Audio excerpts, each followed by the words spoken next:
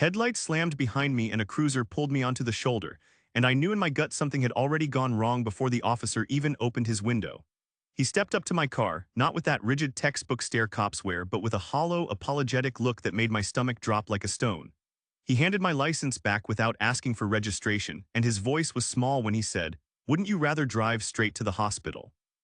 I laughed out of nervousness and asked if he was kidding, and he said quieter, "I'm terribly sorry for your loss, sir," like he was delivering a verdict. I tried to make a joke to cut the air, but the words stuck in my throat. He jogged off to his cruiser, turned his lights on, and moved to block traffic so I could merge and go. My hands were trembling on the wheel so bad the steering felt foreign under my palms, and I kept staring down at my phone like it might solve everything. I'd been on a work trip in Boston for 4 days, landed at JFK 2 hours before, tired and thinking of nothing but coming home. I called wife from the baggage claim, voicemail, no ringbacks. Her work sometimes killed her phone during debate club, but this silence made my chest tighten in a way I couldn't explain. I dialed her sister straight to voicemail. I called her mom, voicemail. I called my father, no answer. The highway blurred because I couldn't keep my eyes off the little screen, constellations of missed calls and unanswered messages stacking like uneaten food. My thoughts started plastering themselves to worst-case scenarios like duct tape. I pictured car wrecks, hospital rooms, arrests, anything to give shape to that empty quiet. I finally reached my brother Ethan. His wife Marisol answered instead and sounded like she was breaking into pieces. She could barely get words out between sobs and kept saying, "How could she do this?" Which sent a hot spike of anger through me for assuming, and then a colder spike when I realized what she meant. Someone said they were at Mercy Regional already, and that word, loss, kept spinning in my head. The officer had used it and it felt like an order. I hit the gas like someone had lit a fuse under my seat and threaded through traffic at 85, weaving between cars like I could outrun whatever waited at the hospital. The world narrowed to the smell of gasoline, the hum of tires, and the tight ache in my chest. I missed the exit once because my hands shook so badly, then cut across an off-ramp without signaling and barreled toward the ER entrance because planning didn't feel like an option anymore. The emergency room was fluorescent and smelled of antiseptic the moment I pushed through the doors, and my legs felt like they were carrying someone else. A nurse looked up from a chart and said without preamble, "We lost them," before I could even ask which room. I must have made a sound because a security guard grabbed my arm and steered me down a hallway that hummed with monitors and muffled cries. The sign said pediatric intensive care, and for a stupid second I thought I'd been sent to the wrong place. Then I heard the screaming behind doors and the sound of people collapsing, and my heart slammed against my ribs. They led me into a room where 3 covered bodies lay under white sheets like terrible mistakes. My throat closed up and I moved toward them like a puppet pulled by strings. I yanked a sheet aside and saw her face, pale, lips tinged with blue, and the life that had filled my life was suddenly an absence that could choke. Beside her was the night janitor I always waved back at in the parking lot, and a small shape that should have been a boy with a backpack full of crayons and dinosaurs. I remember thinking the scene felt wrong in a way no photos could fix, like someone had edited out color from the world. My knees nearly gave out and my brother caught me, steadying me with a quiet I didn't recognize from him. A hospital social worker, Claire Benson, sat me down and spoke in that bureaucratic, measured voice that law and grief teach. "We need to ask you some questions," she said, and Detective Mark Sullivan showed up like someone had pulled a curtain back and let the world's worst truths walk in.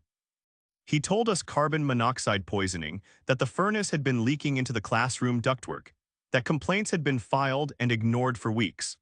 I stared at him like he'd invented the words because a classroom and an invisible killer didn't fit in the same sentence. The principal arrived like a person who'd been waiting for the ground to open, hair messy, eyes hollow, and admitted repairs had been delayed for budget reasons. I remember the way my hands curled into fists because of how small things, new laptops instead of heater fixes, suddenly stacked up into a mountain of blame. The detective showed us emails and work orders that said urgent and then a line crossing out urgency because money had been moved somewhere else. The word negligence tasted like metal in my mouth, and for the first time since stepping into the hospital, the hollow in my chest burned into anger. We stood there, families, coworkers, strangers, and the room felt like a place where everything we thought was safe had been paper thin. The emergency room hit me like a punch, antiseptic and panic so loud it felt physical, and I dropped the car in the first open spot and ran through the sliding doors without thinking about keys.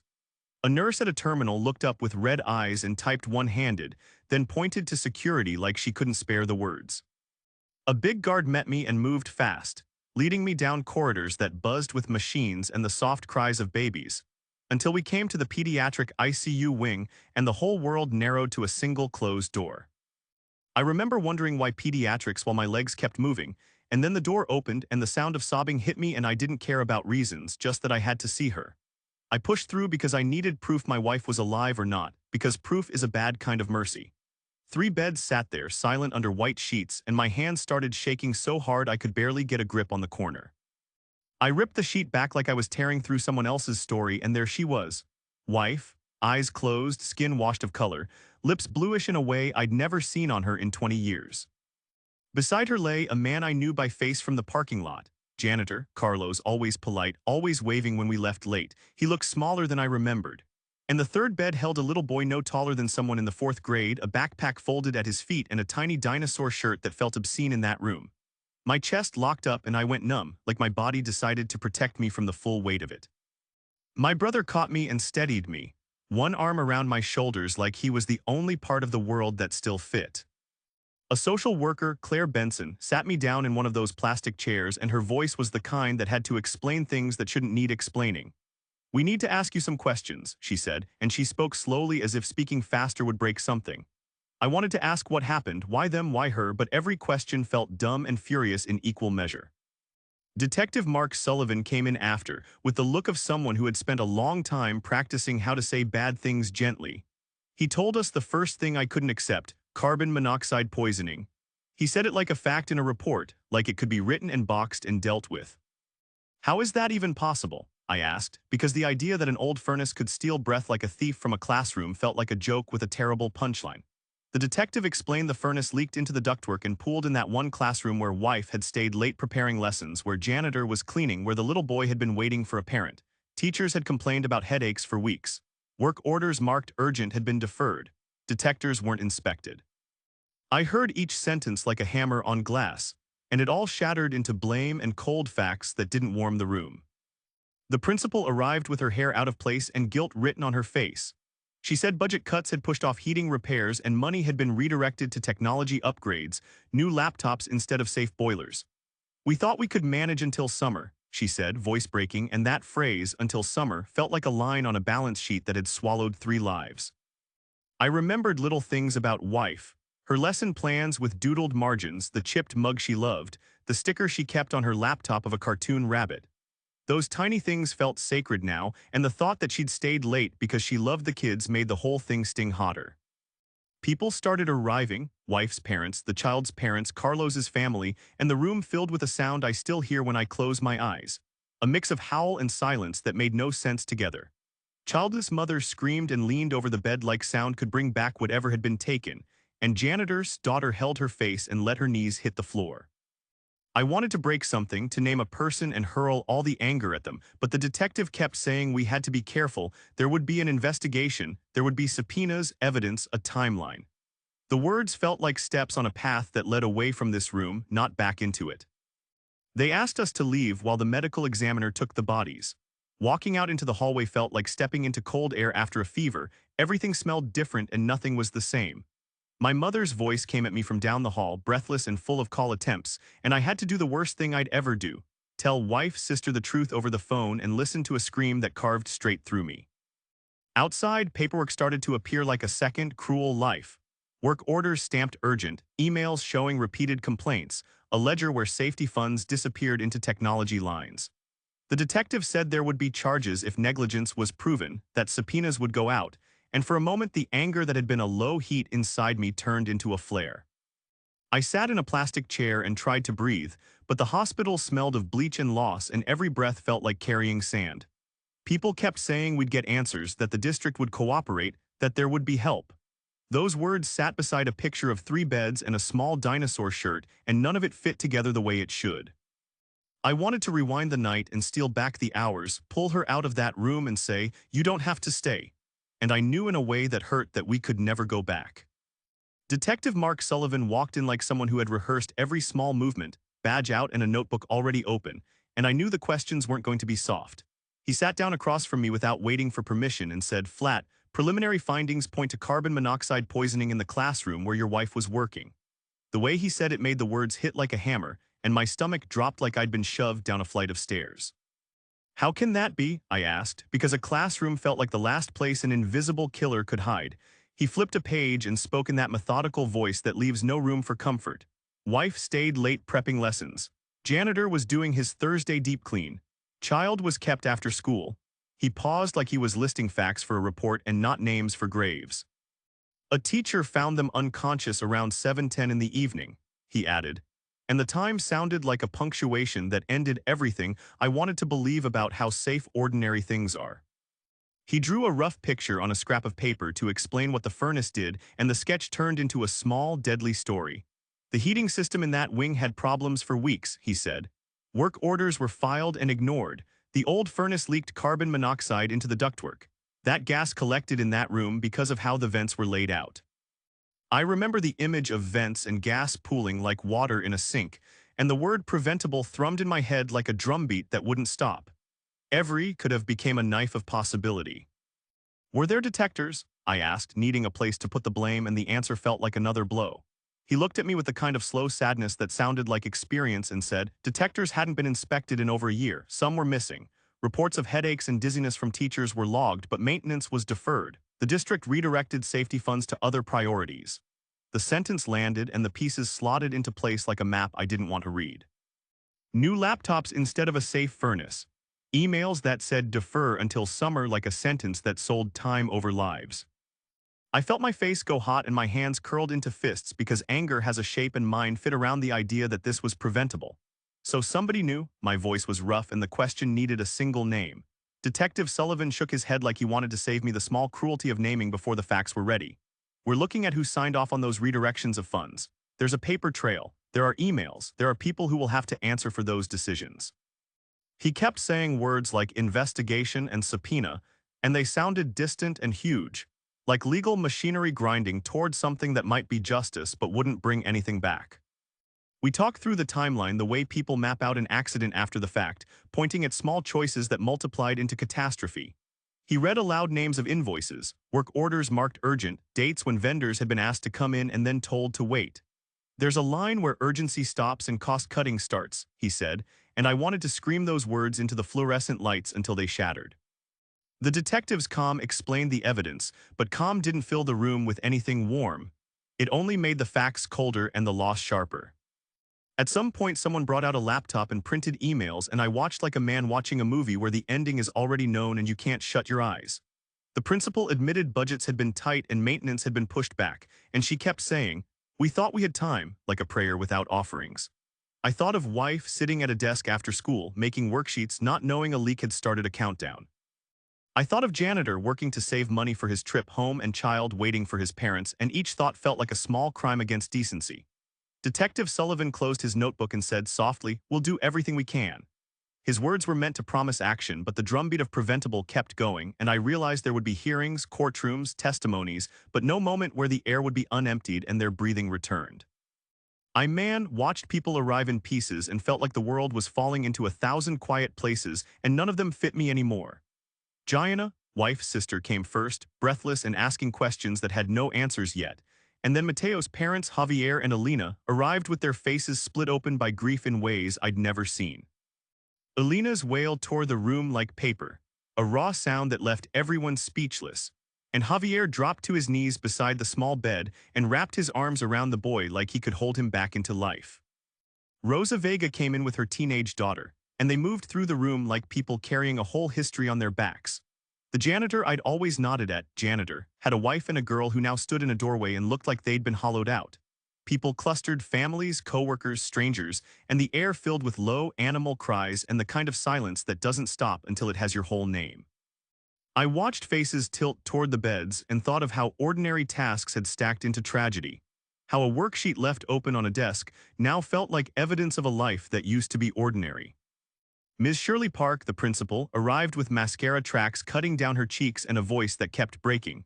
She apologized over and over, each apology like it cost her something. She pulled out printouts and emails, and there were work orders stamped urgent with dates and notes, the kind of paperwork you think someone else handles until someone else doesn't. She told us the district had redirected safety funds toward new laptops and technology upgrades instead of fixing the heating system. Hearing new laptops in that room felt obscene, like a bone thrown at a fire. Detective Mark Sullivan wrote everything down with a kind of slow focus that made the facts sharp and cold. The medical examiner needed time to do the job that made the room quieter by removing what we could no longer touch. We stood stunned as the reality set like concrete, complaints ignored, work orders deferred, a furnace leaking, lives taken. Little things that had meant nothing now swelled into a tide that threatened to drown us. Madison's notes with doodles in the margins, a half-drunk coffee on a desk, a small dinosaur keychain. Each small detail became a monument I couldn't stop looking at. People started to point fingers in low voices, and anger moved through the room like electricity. The principal kept repeating that budgets had been tight and that decisions had been made that now felt monstrous. I thought of meetings where numbers were rounded and safety became an item on a spreadsheet, and my fists tightened until my knuckles went white. I wanted to shout that someone was responsible, that someone had chosen laptops over boilers, but the detective kept saying we had to let the process work. "There will be subpoenas," he said, and his words were meant to be steady, but they felt like a promise that justice might arrive only after too much time. We left the room as the medical examiner and staff did their work, and walking out was like stepping into a new world where everything was a little more dangerous than before. The hallway smelled of bleach and the air tasted like grief.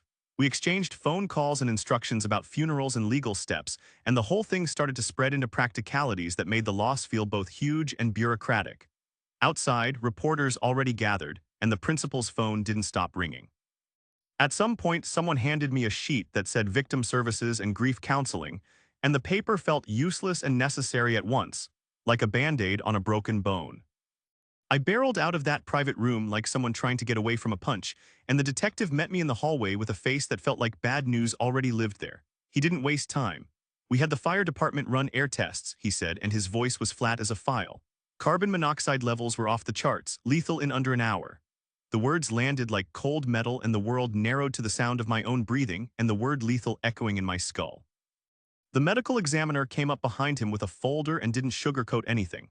"Their blood work shows dangerously high carboxyhemoglobin," he said, and I had to ask him to repeat it because the letters meant nothing and the meaning was everything.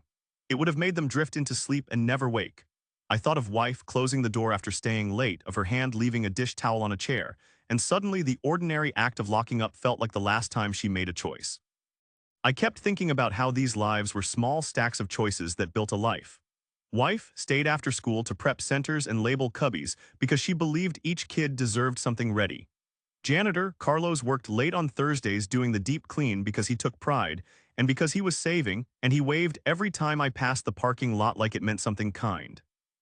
Little child waited with his backpack and a plastic dinosaur that probably smelled like crayons and peanut butter, and those small things made them real long before they made them a headline. Each ordinary thing suddenly read like evidence of a life instead of proof it existed. Anger crawled up my spine when I learned detectors hadn't been inspected in over a year. "Why weren't detectors checked?" I asked, voice sharp enough to startle the nurses in the hall. The detective looked down at his notebook and said, "Maintenance was deferred, inspections lapsed, some detectors were missing." Hearing missing and lapsed felt like nails driven into something I once trusted. I thought about what a detector is supposed to do, sit and count the invisible until it screams, and how it had been denied that simple job. Then the word grant came up and it hit like a billy club. The district had a safety grant earmarked for heating upgrades and it got redirected to buy laptops to prioritize screens over boilers. They shifted funds to technology, the detective said, and I felt the sound of my throat tighten into a cord. "Emails show it," he added, and they pulled up a printout with a spreadsheet column that read like a grocery list of choices. Line item, amount approved. Seeing dollars on paper made the decision feel official and petty at once, like bureaucrats playing chess while people slept in poisoned rooms. I tried to imagine the meetings where this happened, men and women around a table deciding which problem to solve this year, and I pictured faces reading lines of numbers and saying, "We can wait until summer." That phrase felt like a rope they used to tie off conscience. "We thought we had time," I heard the principal say in the private room, and that small sentence sounded like a verdict. My fists clenched until my nails pressed skin, and the anger turned into a hard, cold focus. If there was blame to assign, I wanted it named. Detective Sullivan talked about subpoenas and criminal charges and the slow engine of legal work warming up, but I kept circling back to the room with its white sheets and the tiny dinosaur shirt. "There will be an investigation," he said, "and we'll follow the paper trail." Those words meant something, but they didn't bring back breath. They only promised a record, a history that could be read in court, while I felt the ache of their absence like a new law inside my body. People around me started to move into action as grief became something you could file. Funeral plans, counseling foundations, and a nonprofit that was already whispering its name. The hospital handed us pamphlets about victim services while the investigator showed us work orders stamped urgent and emails that said defer. The pieces were in front of us and the shape of what happened was as cruelly plain as a ledger, but knowing didn't stop the whole.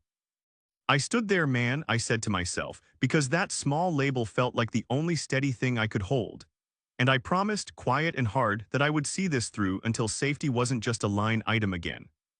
We formed a ragged circle that night in a fluorescent hallway, families, teachers, and people who'd never met each other before but now shared the same fresh break in the world. A hospital chaplain stood in the middle and started a prayer, and I remember the words feeling both small and necessary. We held hands because it was the only steady thing we could offer, and for a moment the edge of the grief dulled like a cut held under water. Felt every squeeze of the circle like a vote that we still existed together, even if pieces were missing. Detective Sullivan moved through the group with a stack of evidence cards and a tone that meant business even while everyone else tried to be human. "We need names, dates, witnesses," he said, and he handed cards out like someone dealing a bad hand. He warned us the legal process would move fast, that subpoenas and statements would be coming, and his words landed like dominoes falling into place. "If you remember anything, write it down and call my office," he told me, and I nodded because writing felt like a thing I could control when life itself felt unaccountable.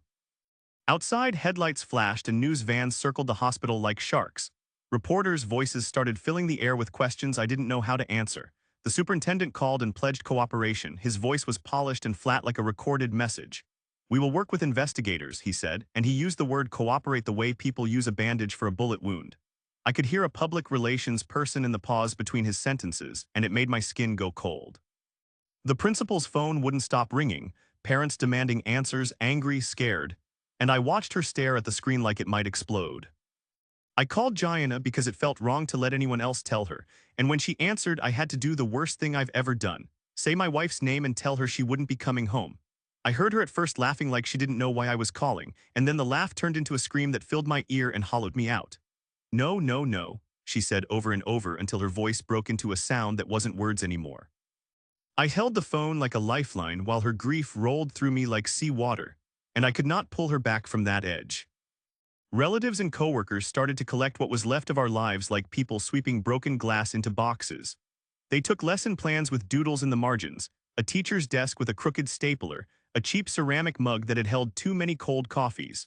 Carlos's broom and his worn gloves were gathered up like relics, and Mateo's backpack, small, with a dinosaur patch, was wrapped in plastic and set aside. I watched those objects move from place to place and felt them become altars before any funeral had been planned. A child's drawing taped to a file folder looked like a map to a past that had been ordinary and safe. Someone printed out emails and work orders and passed them around like photocopied evidence. "Look at this," Javier said, voice smooth with rage, and he pointed at lines where maintenance requests were stamped urgent and then marked deferred. The detective kept telling us to let the process work, that there would be subpoenas and testimony, but people around me were already making a list of names and decisions and meetings where choices had been made. "They thought they could wait," Rosa said quietly, and her words were a verdict in themselves. The word preventable pulsed through the room as if the building had a heartbeat, and it was anger. We were handed pamphlets about victim services and grief counseling that looked absurd and essential at the same time. Claire Benson from the hospital sat with each family and explained next steps: death certificates, autopsies, legal support. "We can help with funeral arrangements," she said, and I realized we were moving from shock into tasks that would become the scaffolding of this new life. Someone suggested starting a fund to cover expenses, and the idea spread like a small, bright thing among the gloom. I agreed to help, because doing felt better than simply hurting. By the end of the night, we had a list of immediate things to do: notify extended family, arrange funerals, secure the classroom as evidence, and get statements to Detective Sullivan. The circle we formed earlier didn't dissolve completely. People exchanged numbers and a promise to be present. I kept thinking of small, ordinary moments: wife labeling cubbies, janitor humming as he swept, child tucking a dinosaur into his backpack, and I repeated their names like a prayer. We were raw and ragged and unsure, but we were also a shape now, and that shape would be how we carried them forward. The days after felt like someone pressed fast forward on my life and left out everything soft. Hearings, funerals, and piles of furious paperwork stacked themselves into a new rhythm I didn't recognize. I woke up with the hotel of grief lodged in my throat and moved through days by checking boxes and answering questions that seemed both necessary and pointless. I sat through meetings where people used words like remediation, liability, and compliance, and the language turned the people we lost into case files before my heart had even stopped breaking. We held a combined memorial at the community center because the church couldn't hold a crowd that size, and the place was packed past capacity with people who'd come to honor lives that had been ordinary until the moment they were. Madison's casket was covered in drawings from her students, crayon suns and crooked hearts that looked scandalously alive against dark wood, and Mateo's small casket had toy cars and stuffed animals piled like a tiny fort. Carlos's casket had flowers from families he'd helped for years, bouquets smelling like someone tried to press spring into the room. Seeing those things together made my chest ache in new ways because each object shouted the truth we were trying to deny. They were gone. Friends and strangers, parents, coworkers, and people who'd just heard spoke at the memorial. Kids read notes that made everyone laugh and then sob in the space of one line. A teacher I didn't know told a story about how Madison once stayed late to help a boy learn to tie his shoes, and the picture of her bending down to teach pinned itself behind my eyes. People held each other in the audience like we were trying to make a human wall against the cold fact of the room. I put my hands on the casket and felt wood and that terrible finality, and the word preventable burned under my skin like an insult. Detective Sullivan gave us updates when he could, and his reports started to make the chaos look like a map. He produced emails and memos that showed administrators knew about repeated complaints and deferred repairs. I saw messages with subject lines labeled urgent, notes from teachers reporting dizziness and headaches, and responses that read like excuses, defer until summer, budget constraints, prioritize technology. Seeing the words on paper made it worse and clearer at once. It turned our shock into a story with names and timelines. The paper trail was stubborn and ugly, and it refused to let this be an accident without responsibility. Criminal negligence charges were filed against several district leaders, and hearing that name, negligence, felt like a small hammer hitting something inside me. It didn't bring comfort for the missing breaths, but it made the air a little less aimless. There was a kind of relief knowing that someone would have to face what decisions were made and why. Court dates were set, statements were subpoenaed, and the legal machine started moving in a way that made the future look like it might include consequences. People demanded accountability with a voice that had been quieted by grief until it found a purpose. The prosecution didn't erase the nights I woke and reached for a shoulder that wasn't there, or the way the hospital hallways had smelled when I first came in. It didn't stitch the hole of absence closed. But seeing pages of evidence and hearing a courtroom start to ask hard questions felt like a balm that didn't heal, but did something practical with my anger. I sat through depositions where administrators read carefully chosen words and defense lawyers circled like sharks, and every time I had to repeat details, I felt both vindicated and exhausted. The press followed every step, and some days I wanted to disappear instead of being another voice on camera. Community anger turned into organized action quickly, and meetings that began as memorial planning shifted into advocacy. Parents and teachers formed a coalition demanding mandatory carbon monoxide detectors and quarterly inspections in all schools. We met with lawmakers, filled hearings with testimony, and pushed for clear policy changes so no one else would face what we did. Forming a nonprofit felt like translating pain into something useful, and I found purpose in that work even when the grief was a dull, constant background noise. The foundation, named to honor Madison, Carlos, and Mateo, became a way to make sure a ledger line on a spreadsheet wasn't the last word on safety. In small moments between court dates and foundation meetings, I kept pieces of their ordinary lives in my pockets. A student drawing folded into my wallet, a photo of Madison at a school play on my phone, a toy dinosaur I found in a box that made a sound when squeezed. Those things were private and they kept me from turning into just someone who lived inside hearings. The legal process moved forward, officials were held to account, and changes were passed into law. It didn't bring them back, but it made the future safer for other families. And that was a hard, imperfect kind of consolation I learned to live with. I turned my shock into a plan because sitting still felt like lying down and letting everything end there. And Xavier, father, and I began to speak to anyone who would listen. We started small, meeting in coffee shops with stacks of papers and grim coffee cups, trading memories of wife and child and janitor, until grief mixed with purpose and the meetings stopped feeling like punishment. We called the effort the Madison, Carlos and Mateo Safety Initiative because names stick harder than slogans. And every time I said them out loud, it felt like keeping a promise instead of just remembering. We collected signatures, gathered stories from teachers who'd reported headaches, and built a file that read like a list of near misses that had finally turned fatal. I spent afternoons on the phone with parents, teachers, and lawmakers, explaining how invisible gas had stolen 3 lives in a room full of crayons and lesson plans. People gave money, time, and anger in ways that turned grief into motion. Xavier and I learned to stand in front of cameras and speak clearly about detectors and inspections. And the first time I heard myself say mandatory quarterly checks on television, I almost dropped my notes because it felt like the first place our loss had real teeth. We lobbied at the State House in gray suits that didn't change the hollow inside, but gave us access to people who could change laws.